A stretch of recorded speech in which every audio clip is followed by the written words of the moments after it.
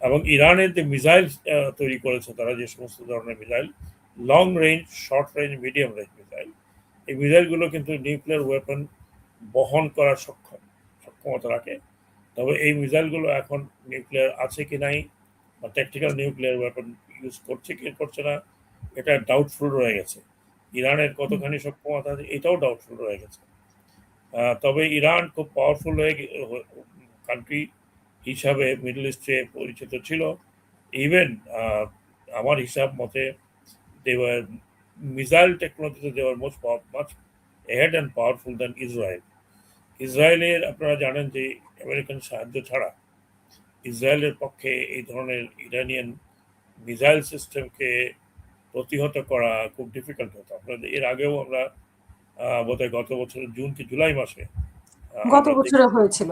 জি জি Iran থেকে ইসরায়েলের উপর হামলা হয়েছিল, এবং আয়রন ডোম বলে যে ডিফেন্স সিস্টেম ছিল, সেই ডিফেন্স সিস্টেমকে তারা ব্রেক করতে পেরেছিল। সেটা অবশ্য অল্প 2-3-4 দিনের মধ্যে শেষ হয়েছিল। এটা এক ধরনের মিসাইল ওয়ারফেয়ার। কিন্তু যেটা বলেছিলাম যে নিউক্লিয়ার ডিল নিয়ে যে আলোচনা হচ্ছিল, সেই আলোচনা থেকে ট্রাম্প নির্বাচিত হওয়ার পরে সেই আলোচনা থেকে বিভিন্ন অজুহাতে ট্রাম্প উঠে আসলো, সেই আলোচনাটি আগালো না। আমেরিকা বলে যে ইরানের কারণে এটা আগায়নি, ইরান বলে আমেরিকার কারণে এটা আগায়নি। সেই থেকে ট্রাম্প কিন্তু ওয়ার্নিং দিয়ে আসছে, এবং সে চারিদিকে কিন্তু মোটামুটিভাবে মিডল ইস্টের বিভিন্ন জায়গায়, আর যেখানে যেখানে বেস ছিল সেসব জায়গায় সে স্ট্রং করেছিল। বেস ছিল কাতারে, এবং আরও কয়েকটি জায়গায় বেস, যে সমস্ত বেস আমেরিকান বেস ছিল সেই সমস্ত বেসগুলো কিন্তু মোটামুটিভাবে ইদানিং এটাকে শক্তিশালী করা হয়েছিল। যদিও সেখানে ট্রুপস তেমন দেখা যায়নি, কিন্তু একটা ডিফেন্স সিস্টেম তৈরি করা হয়েছিল সেখানে। সাথে ইসরায়েলের যে অভিপ্রায়, সেই অভিপ্রায়টা হলো ইসরায়েল কোনো রাষ্ট্রকে, সেটা মিডল ইস্টের যে কোনো রাষ্ট্রকে ইসরায়েলের চাইতে শক্তিশালী হতে দেবে না। এটা তাদের এক ধরনের স্ট্র্যাটেজিক প্ল্যান, গ্র্যান্ড স্ট্র্যাটেজি বলতে পারেন। একই সাথে ইসরায়েলের একটা হিডেন এজেন্ডা আছে, সেটাকে বলে এরিক ইসরায়েল।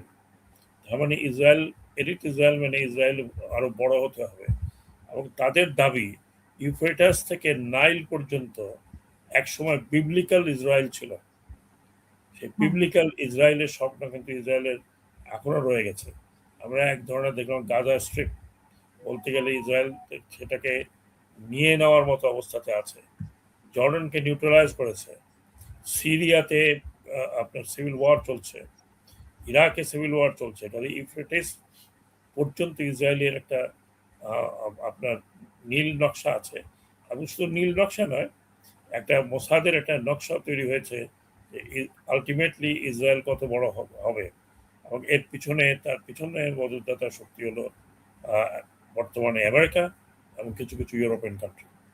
কাজেই এই কনফ্লিক্টটা এক ধরনের আইডিওলজিক্যাল কনফ্লিক্ট যেমন আছে, তেমনি মিডল ইস্টে ইসরায়েলকে আরো প্রতিষ্ঠিত করার ব্যাপারটি রয়ে গেছে। জি, তো এখানে যে বলা হচ্ছে যে রিজিম চেঞ্জের জন্য, কিন্তু আসল উদ্দেশ্য কি যুক্তরাষ্ট্রের এটা রিজিম চেঞ্জ, নাকি এখানে অন্য কিছু? আর ইরান একা কতটুকু? জি, যুক্তরাষ্ট্রের ডেফিনেটলি উদ্দেশ্য হচ্ছে রিজিম চেঞ্জ। রিজিম চেঞ্জ মানে প্রো ওয়েস্টার্ন একটা রিজিম তৈরি করা। কিন্তু মুশকিলটা হচ্ছে সেই রিজিম চেঞ্জ তো